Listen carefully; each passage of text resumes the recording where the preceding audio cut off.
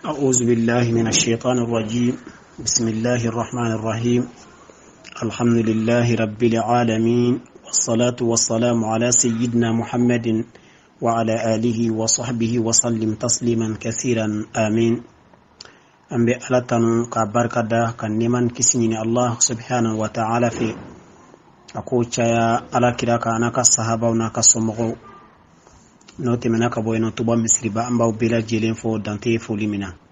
kata siti mogo folo kata bla fo amogo laba a cena muso demsen mogo korba mbaw bela jilen fo ambe karamogo fo siti sanfe qur'ana karamogo hadisa karamogo fiqh karamogo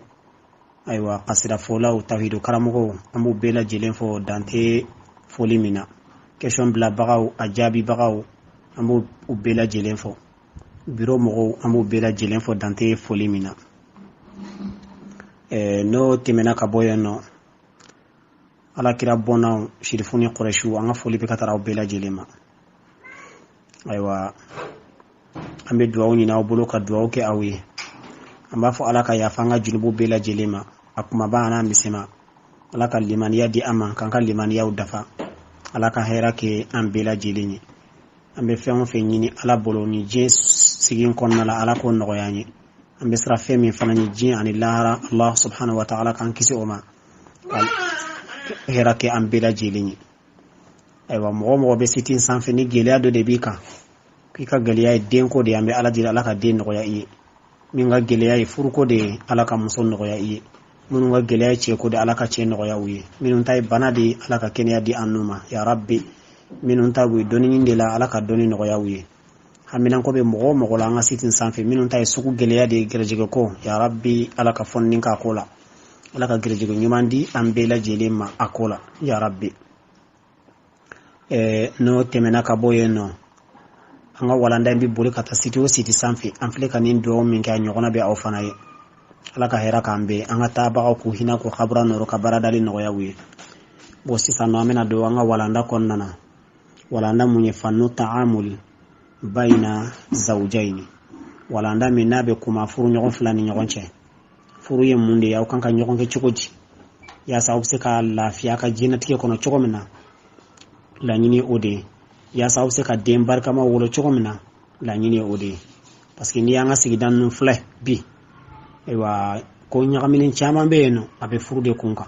parce que ni furu ma nyedro dutinya ni furu ma nyedro jamanatinya ni furu ma nyedro sigidatinya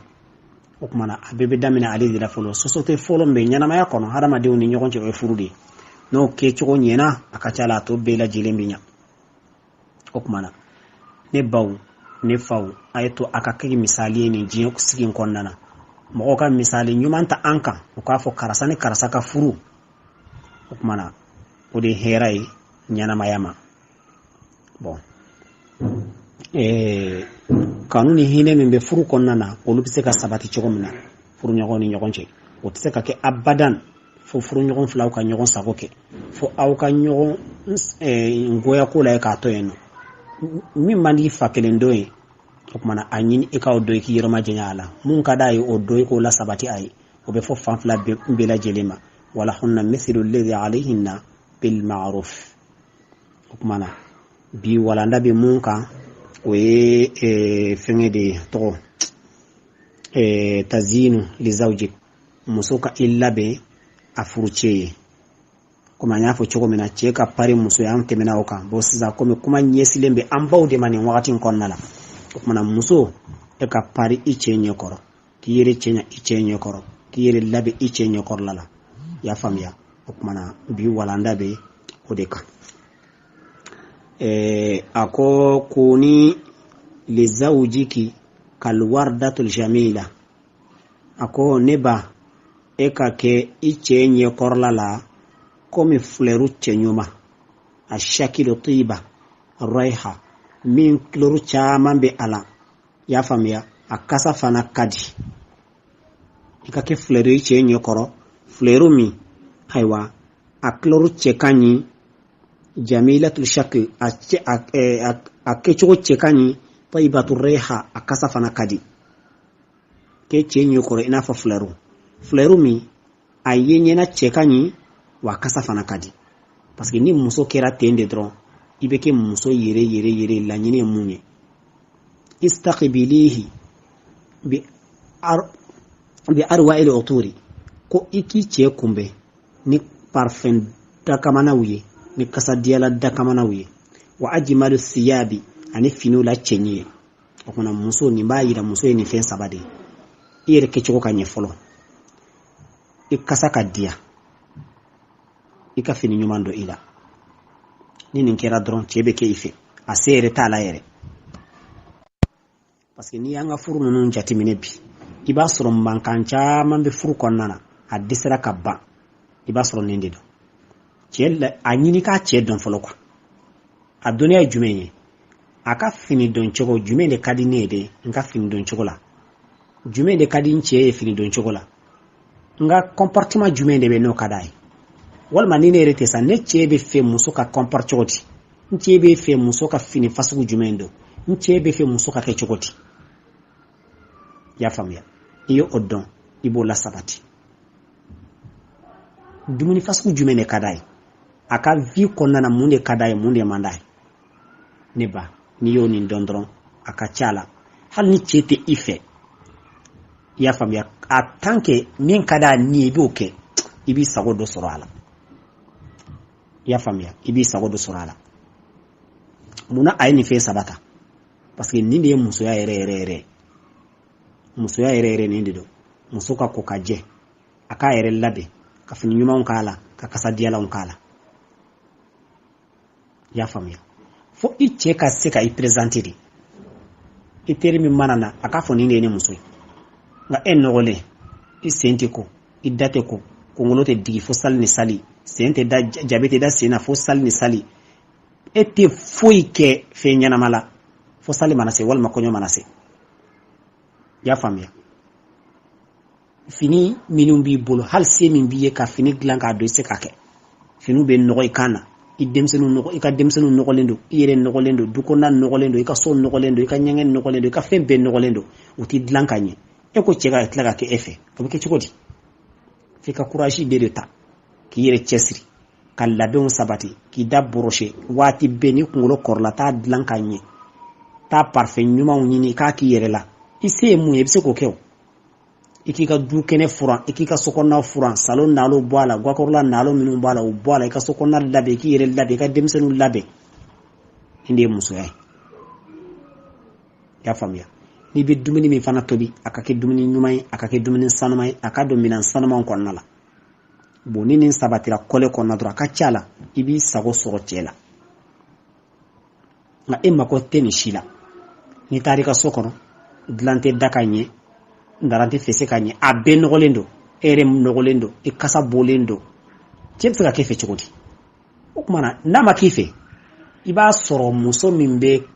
comporter ka kɛ a yɛrɛ togoya ye cogo min ka di a yɛrɛ muso min b'o kɛ kɛnɛma de a ɲɛbɔlen b'o de fɛ wa a ɲɛ b'o de la wa a bɛ taa o de fɛ fana wa a b'o sago kɛ parce que e dɛsɛra ka k'a sago ye bon i b'a sɔrɔ dɔw fana ka difficulté bɛ daminɛ depuis ko daminɛ la i b'a sɔrɔ a ka di cɛ ye cogo min na ale ma se ka kɛ ten tɔ bon cɛ fɛn bɛɛ kɛ muso ma se ka k'ale sago ye o tuma cɛ fana bɛ ko dɔ a la wala a b'a fɔ k'a bɛ filanan ta ni filanan taara o kɔnɔna de la sisan u bɛ wuli k'u jɔ u bɛ fɛn bɛɛ kɛ sa o tuma ni o muso fana n'a ye cɛ a seginna kɔfɛ cɛ fana kan ka mun de kɛ i fana man kan ka ban a la parce que déjà i tun bɛ ka fɛn minnu ɲini a bolo a banna k'a kɛ i ye dɔ wɛrɛ ta a yɛrɛ tilenna a ye sira ta o tuma a kan ka kɛ ɲɔgɔn fɛ de e man kan ka fɔ i t'i yafa a ma i man kan k'a bila kɔfɛ o la i kan ka la faamuya parce que tuma dɔ i b'a sɔrɔ u fana t'a dɔn yɛrɛ de parce que conseil t'u la conseil ɲɛnama t'u la parce que an filɛ bi an ka fɛn caman bɛ yen na a b'an ɲɛna dɔrɔn ko nin ye tubabu de ka ko ye quoi an b'a lajɛ dɔrɔn ko tubabu de ka ko ye walima tubabu de y'o daminɛ tubabu ye nin bɛɛ silamɛw de la o silamɛya de ye muso ka ko ka jɛ fɔ silamɛya de ye muso ka parfum ko fɔ silamɛya de ye muso ka comportement fini ɲuman na o de fɔ o tuma an bɛ fɛn min fɔ ala k'an bɛ diinɛ in sababa ma k'a faamuya cogo ɲuman di an bɛɛ lajɛlen ma diinɛ in faamuyabaliya de ka ca bi kosɛbɛ diinɛ yɛrɛ denw na mɔgɔ caman ye silamɛ min o tɛ silamɛya yɛrɛ laɲini dɔn u t'a dɔn furu la u t'a dɔn sanni feere la u t'a dɔn foyi la o kɔni b'a la dɔrɔn an ye silamɛ dɔrɔn ka taa sali dɔrɔn a banna laɲini yɛrɛ ye mun ye kow la u t'a dɔn ya famiya o kuma ni ere ki bi ere ke chugo ko karsati maloya ani maloya tikilenyi ani maloya tikilenyi ani maloya baliya tikilenyi ko ko nan be min fo ala kan be so abama wa qala an-nabiy sallallahu alayhi wa sallam mastafada al-mu'min ba'da taqwa Allah khayran lahu min zawjatin salihah idha nazara ilayha saratihu akom mu'mina ala kira de kote alayhi salatu wassalam akom mu'mina foyte mu'minan nafa ala nyasranya temenen kofe min hera e mu'minan ma ka temen muso nyumanka Allahu akbar ya Allah je ko ala kira de yafu alayhi salatu wassalam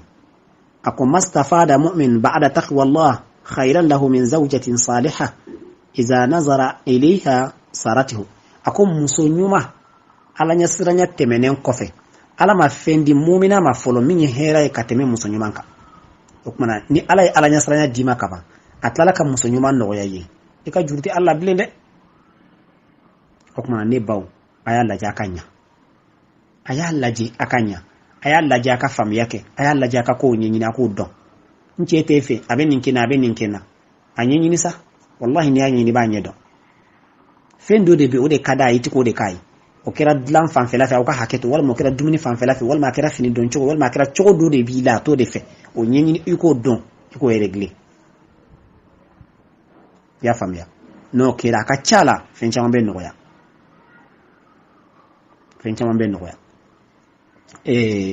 ako fembe mu'mina nafa ala nyasra okoro yi ala nyasra nya soro ka ba yem muso nyuman soro ai abana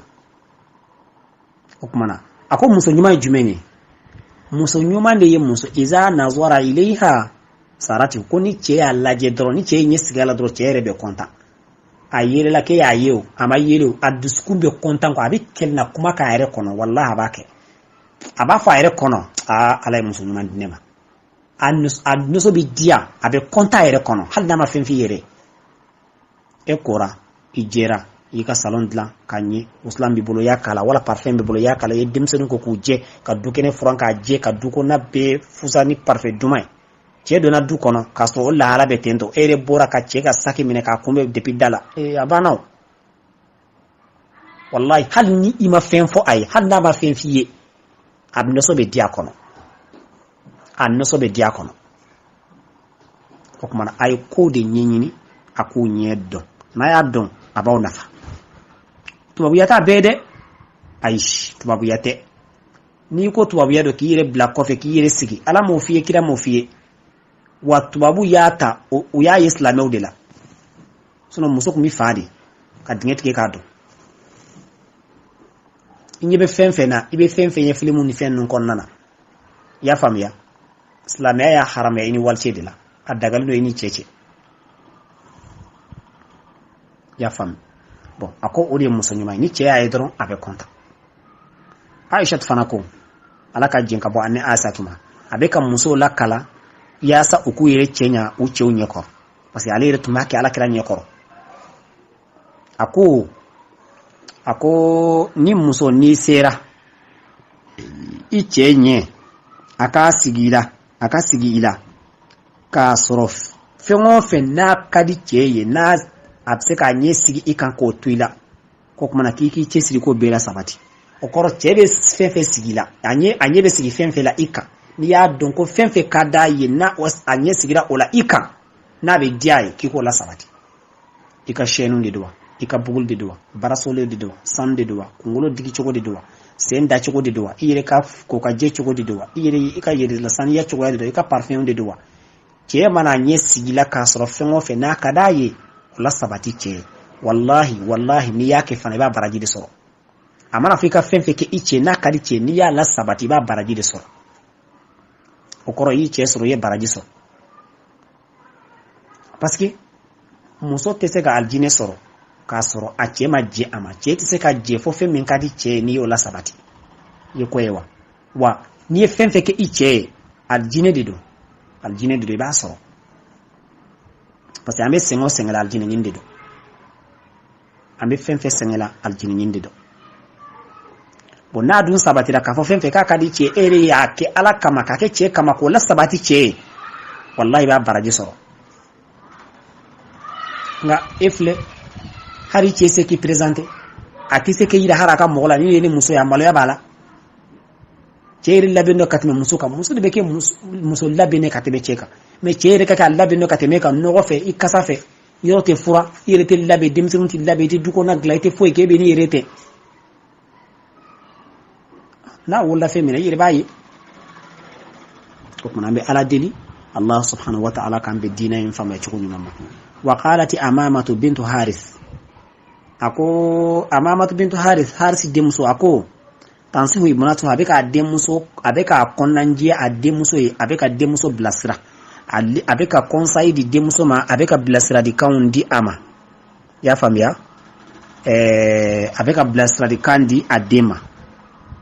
abeka dem blasra abeki kono jea ai inda zawajiha akafuru wakati lakoni ni hamamatu bintu haris ali dukuma demuso blasra inda zawaji akafuru wakati la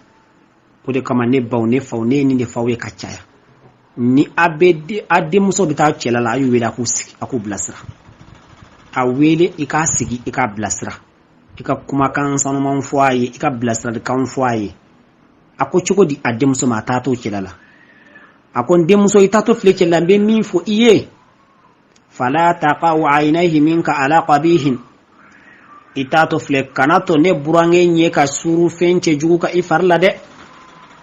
kanato nde burange iche anye ka suru fenche juguka ila okoro jumenye kanato anye ka suru fen juguka ika du konona du kenela kanato anye ka suru fenche juguka ika shamburu konana kanato anye ka suru fenche juguka nyengen kono kanato anye ka suru fenche juguka ika salon korlala kanato anye ka suru fenche juguka ire farsogola kanato anye ka suru fenche juguka adeuna okoro nyengen ko ikaje salon korla franka je nalo boala gabu saniya dukene saniya dimsunu ko ka je ire kallabe ya famia no temena ka boyenno ne demso mina fulana min fiye wala yashmu an fihi minki illa atyab arrah kanato akakasa sisama ila anunya mfanfe fo minye kasa dumanye de okoro ni ko rakaje ikasa dia gabu ko na kasa dia du ko na kasa dia salongor la kasa dia kanato nyengen kasa kabo kana shamburu kono kanato nyengen kasa kana do salon korlala kanato duke na kasa kabo mana forko bi fili fambe nyamon be fambe jino be boli fambe ya famia no duke ne be no soso dimogo jata ko li nyeberew nimbela jilembe kila ni ka duke na saniya yere folo de ba na fasoro de idde umbe kisi dimogo ma yere ka dumunu be datuku kanye ika sokonna be labe annafa be sey folo dima dimogo nyeberew soso ibe kisi nimbema akok manan demuso be min fiye ni de kanato anye ka suru fenche jugo ke ga du konnana nga du konna fambe nyama fambe jibonne fambe nyaga salendo ga korla be nalo ga bu konna tesan yakanye nyenge salon korla be nalo shamburu be nalo minan be fili fambe minan te faranyo ka du kono so kono eko ke ka echega tlaka kife abe kife ni munye ngalon kama aseka kede okmana be mifo hala kambe soba ma aya chesiri wa qala abdullah ibn ja'far yansihu ibnahu ala inda zifafiha abdullah ibn ja'far fana kera abna demuso blastra ni ode fawere ma nyana ma bede bi kumbeta ni fenfe demuso beta ba wele ka sigidi fa ngali bi wakati bi ubi demuso suruku de ka blakata ni tara kana to ichega kinin kila de kana to ibrahimso ka ken inkila de isna muso be kana ti d'accord de kana ketande la ilaha illallah okmana echebe sigisa ko ka kunyoso natodo du chila de natodo abini ka dube nyakame ka dima sisa okmana ay dimuso blani kono je kuma kanyi parce que mo nyuma minun temena ruka ta chugo de kunye we muson chebe da makakala ni kira che demuso tato a chela la we de ka sigi ka blasra ni demuso tato de ni muso da we de ka sigi ka blasra folo anye hadisa folo min fo oye Amamatu bintu Haris o kunyi muso de o ya de muso bilasira Abdullah ibn Ja'far ni fana ce da amina de muso bilasira ako ade muso ma Abdullah ibn Ja'far ko chiko ade muso ma ako alayki bizina de muso mbi mani masiri de shene nyuma minum bi bolo kataka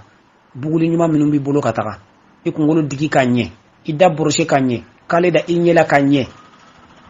ya famia kungolo digi kanye jabi da sen nani bolo la ki yire chenya ika ko kaje kam masiru do ila ka fini nyoma do ila me min fi odore wa alimi ende muso adon anna zinata anna azyana zina alkahal ki ka don ko masiru la nyoma ki ba do wande muso nga fi yewa de muso ko am fanto do ndo mblasira ako masiru la masiri kale da inyena bena ka blasal candido kale ke inyena okoro ni inye ko kaje ko ngolo digira kanye kale da inyena iki dabboroshe kanye iki rellabe ako note mena ka boyenno wa atyabu tiba al ma ko fen sanuma wala fen sanuma o jide parce que yani ka parfum ki la inogolen ka ikasa jijaw ibe ko kaje folode hal ma parfum soro abe fse ayima ni parfum soro ka faraka fana aywa ona to dafa ka tagafe okumana ni fana to ma demso blasira ay ni ndefo ay no Abdullah ibn Ja'far ala kan bi sobama ala kan yeka di amba no temena ka boyenno qalati ummun li ibnatiha inda zifaf an kira musokorba do fana ye ninkira musokorba do ye nga ama tokofo ale fana bina demso blasira parce que nyo defo demso tato chela la fendo defo ay mene ako chukodi ako iyak wa tarko zina akombe imade ndemuso kana masiri to inde mflena fini nyuma minun do ikuna kataka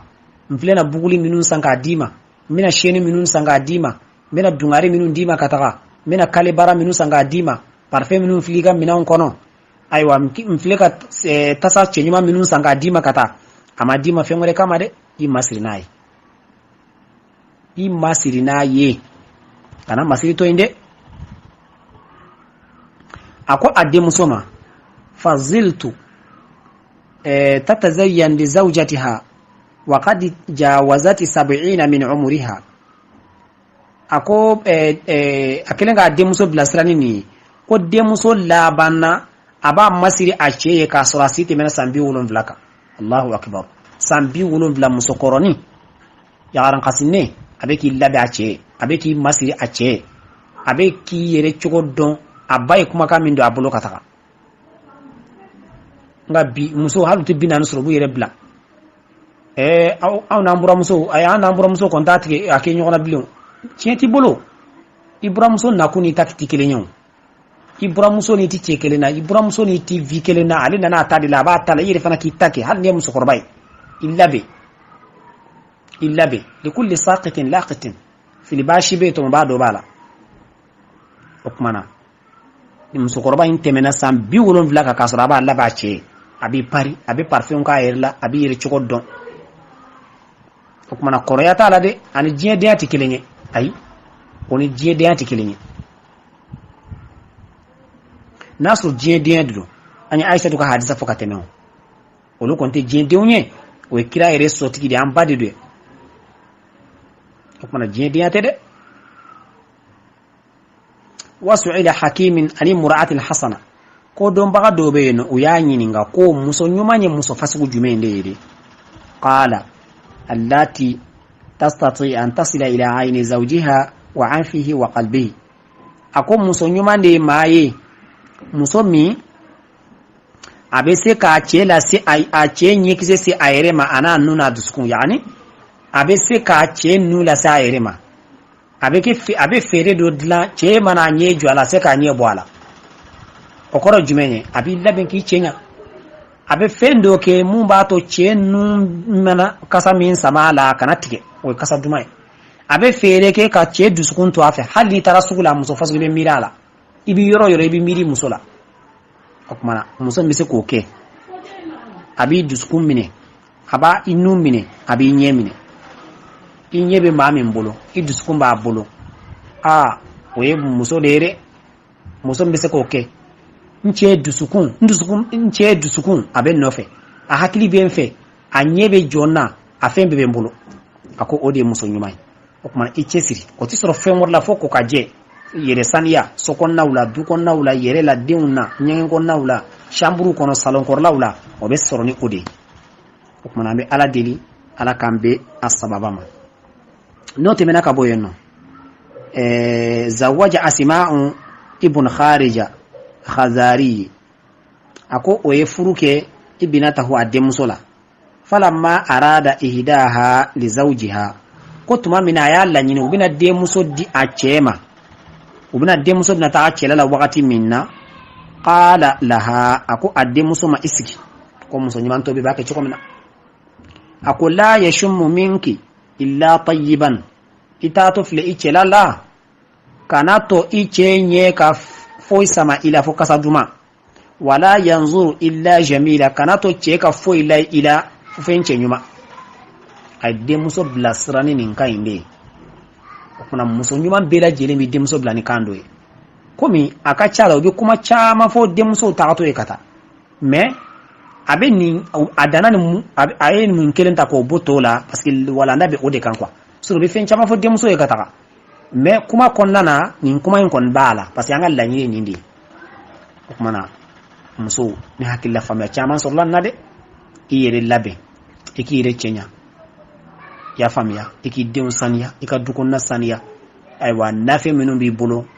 udatuku kanye nga budad lan kanye fembe la jele labe kuma na ambe minfo ode kunye ni ambe ya fadila obolo alaka ya fambe ma alaka hera kanye la gerjigo fon ka hamina ko noya ma fa rabbana atina fid dunya hasanatan wa fil akhirati hasanatan wa qina adhaban nar اللهم صل على سيدنا محمد الفاتح لما أغلق والخاتم لما سبق ناصر الحق بالحق والهادي إلى صراطك المستقيم وعلى آله حق قدر ومقداره العظيم إن الله ملائكته يصلون على النبي يا أيها الذين آمنوا صلوا عليه وسلم تسليم سبحان ربك رب العزة ما يصفون والسلام على المرسلين والحمد لله رب العالمين.